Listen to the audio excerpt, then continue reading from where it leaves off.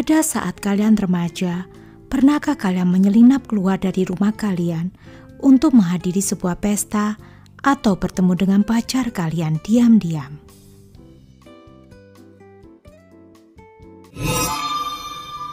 Natalie Henderson adalah seorang anak remaja cantik yang berusia 17 tahun. Pada saat itu, dia bersekolah di Roswell High School.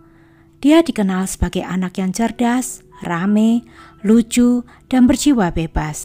Dia adalah pemimpin dalam color guard dari Roswell High School Band yang memenangkan banyak penghargaan. Dia juga adalah seorang penjaga pantai Atlanta yang handal, penyanyi berbakat, dan juga pemain gitar. Mereka yang mengenal Natalie mengatakan bahwa dia memiliki hati yang penuh kasih dan aura positifnya selalu menular ke orang-orang di sekitarnya. Natalie tidak pernah takut menjadi dirinya sendiri. Dia juga seorang penyayang binatang dan selalu meluangkan waktunya merawat binatang-binatang terlantar di pusat perlindungan hewan setempat. Nah, seperti anak remaja pada umumnya, Natalie pun mulai tertarik dengan lawan jenisnya. Dia mulai dekat dengan seorang anak laki-laki yang bernama Carter Davis. Carter adalah seorang pemain sepak bola dan pemain lacrosse dari River Ridge High School yang terletak sekitar 16 km dari sekolah Natalie. Saat itu, Carter juga berusia 17 tahun. Dia dikenal sebagai anak yang optimis, cerdas, selalu tersenyum dan suka bercanda. Carter ini termasuk anak yang religius. Di sela-sela kesibukannya, dia selalu menyempatkan diri ikut dalam persekutuan atlet Kristen. Pada saat itu, Carter mempunyai cita-cita ingin menjadi pemain lacrosse di universitas nantinya. Sayangnya, semua itu tidak akan pernah menjadi kenyataan. Pada tanggal 31 Juli tahun 2016, ketika hari sudah larut malam, Natalie dan Carter menyelinap keluar dari rumah mereka diam-diam untuk bertemu. Dan itu adalah terakhir kalinya mereka berdua terlihat dalam keadaan hidup. Keesokan paginya sekitar pukul 6 pagi, seorang sopir pengiriman barang menemukan 2 jenazah di belakang sebuah minimarket setempat. Polisi kemudian mengidentifikasi mayat-mayat tersebut sebagai Natalie dan Carter.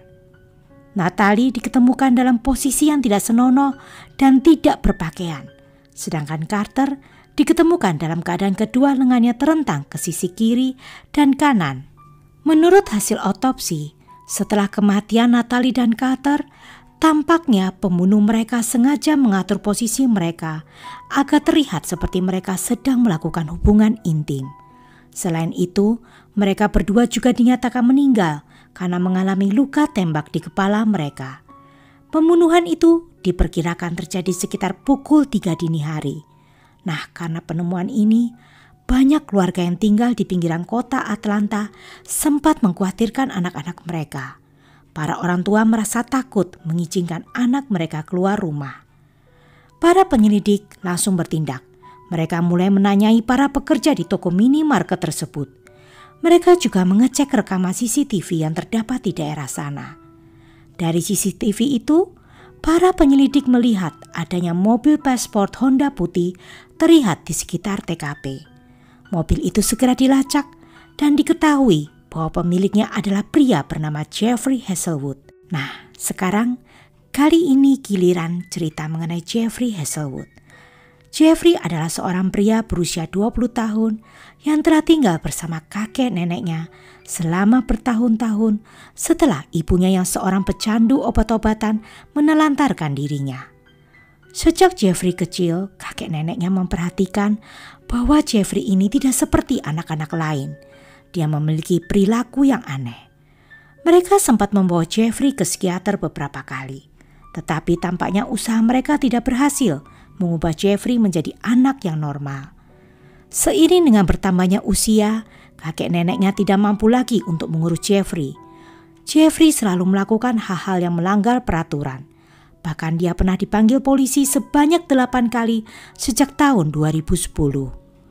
Dan dalam satu insiden pada tahun 2013, polisi sempat dipanggil lagi ke rumah Jeffrey karena Jeffrey dicurigai telah mencuri pedang dan pisau dari lemari penyimpanan sajam milik kakek neneknya. Para tetangga bahkan melihat Jeffrey mengayunkan pedang tersebut dan melemparkan pisau di halaman depan rumahnya.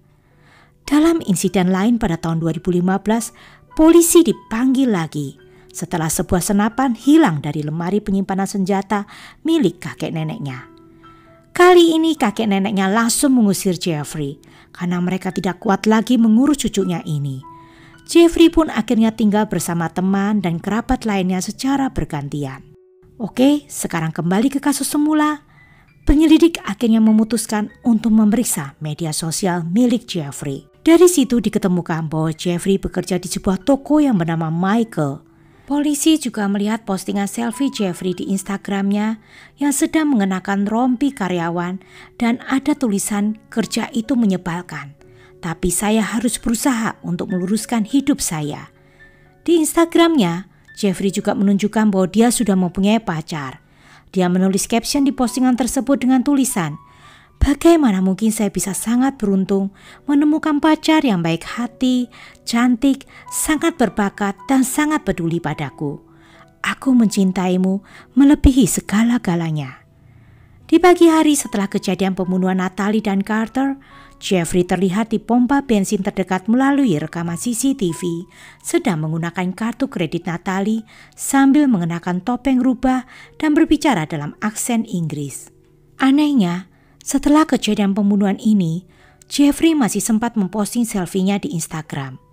Dalam postingannya, dia terlihat biasa saja, tidak terlihat seperti orang yang sudah menghabisi 2 nyawa sekaligus. Selain memposting foto pacarnya yang sedang mengunjungi dirinya di tempat kerja, dia juga memposting fotonya yang lagi berenang. Untungnya polisi pada akhirnya bisa menangkap Jeffrey 2 hari kemudian. Dia dibawa untuk diinterogasi pada hari Rabu pagi. Ketika polisi menggeledah kamarnya, mereka menemukan gambar dan tulisan di mana Jeffrey menyatakan keinginannya untuk menjadi seorang pembunuh. Dan ketika dia ditanyai, kenapa dia ingin menjadi pembunuh, dia tampak mulai bertingkah aneh. Tangannya gemetar tidak terkendali dan badannya meringkuk di kursinya. Sambil menangis, Jeffrey menyangkal kalau bukan dia yang membunuh Natalie dan Carter. Tapi setelah polisi menunjukkan rekaman CCTV yang memperlihatkan Jeffrey berada di TKP, dia kemudian mengakui semua perbuatannya. Jeffrey menceritakan bagaimana dia mengikuti Natalie dan Carter ke dalam sebuah gang yang terletak di belakang minimarket dan memperhatikan mereka selama beberapa waktu. Jeffrey juga diam-diam memperhatikan saat mereka bermesraan di bagian belakang mobil Carter. Kemudian dia memutuskan untuk mendekati mobil Carter dan bahkan membuka pintu mobilnya. Carter yang melihat itu langsung menghalangi Jeffrey masuk ke dalam mobilnya dan Jeffrey memukul Carter keras-keras dengan pistol yang dia curi dari rumah kakeknya sebelum dia diusir. Tanpa pikir panjang, Jeffrey lalu menembak kepala Carter karena dia takut terhadap Carter yang bertubuh besar. Setelah itu, dia kemudian memerintahkan Natalie yang ketakutan untuk keluar dari mobil dan memaksa Natalie untuk melepaskan semua pakaiannya. Lalu Jeffrey memaksa Natalie untuk menghadap ke mobil dan menyuruh Natalie untuk meletakkan tangannya di kap mobil. Setelah itu Jeffrey memukul pantat Natalie berkali-kali dan kemudian menarik pelatuk pistolnya ke kepala Natalie. Ketika polisi bertanya kepada Jeffrey mengapa dia melakukan semua itu, Jeffrey berkata bahwa dia mendengar suara-suara di kepalanya yang menyuruhnya untuk menghabisi kedua anak remaja tersebut. Walaupun polisi tidak bisa menemukan apa motif Jeffrey yang sebenarnya, mereka tetap berusaha mendapatkan bukti yang mereka perlukan untuk mendakwa Jeffrey. Selama persidangan, Jeffrey berperilaku sama seperti ketika dia diinterogasi. Tangannya gemetar dan suaranya seperti anak kecil yang ketakutan. Bahkan ya guys, kali ini Jeffrey terlihat berbicara sendiri dan tangannya bergerak seakan-akan dia sedang membelai binatang.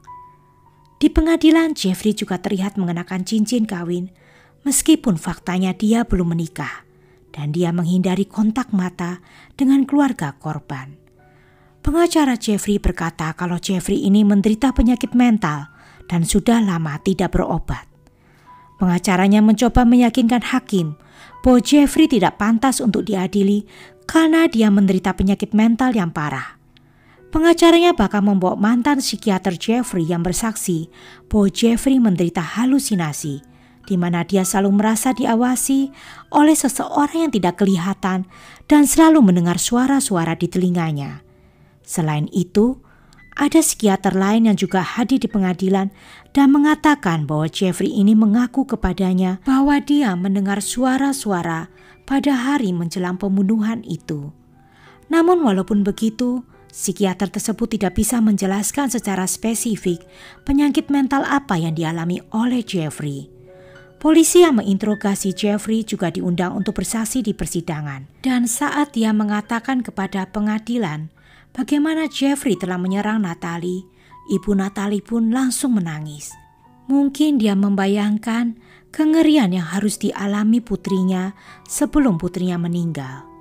Nah, setelah sidang selesai, hakim memutuskan bahwa Jeffrey sangat pantas untuk diadili dan ada cukup banyak bukti yang bisa membuat Jeffrey dihukum. Namun, bahkan sebelum persidangan berikutnya dimulai, Jeffrey atas saran dari pengacaranya mengambil kesepakatan untuk mengaku bersalah, tetapi dengan alasan dia sedang mengalami sakit jiwa. Semua ini dilakukan Jeffrey agar dia bisa mendapatkan keringanan hukuman. Tetapi hakim menolak permohonan keringanan hukuman tersebut mengingat penderitaan yang diakibatkan Jeffrey terhadap keluarga dan teman-teman Natalie dan Carter. Banyak sekali yang berduka atas kepergian kedua remaja yang dikenal baik dan sangat ceria ini. Pada akhirnya, Jeffrey didakwa dengan 2 tuduhan penyerangan ke Natalie dan Carter, 2 tuduhan pembunuhan kejahatan, 2 tuduhan pembunuhan kebencian, 1 tuduhan kepemilikan senjata api selama melakukan kejahatan, 2 kasus pencurian di 2 kota yang berbeda, dan 1 tuduhan penipuan identitas. Dari sini, hakim pun memutuskan untuk menjatuhkan hukuman penjara seumur hidup tanpa kemungkinan pembebasan bersyarat kepada Jeffrey di penjara negara bagian Baldwin di Milledgeville.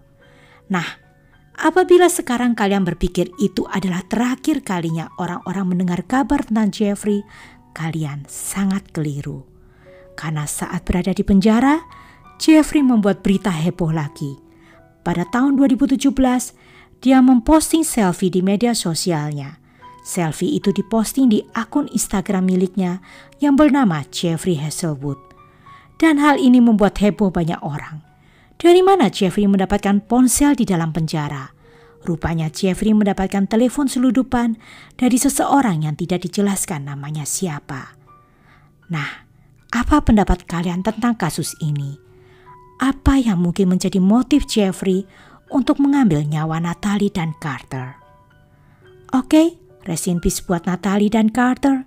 Semoga keluarga yang ditinggalkan diberi kekuatan dan ketabahan. Well, sampai ketemu di lain cerita. Bye.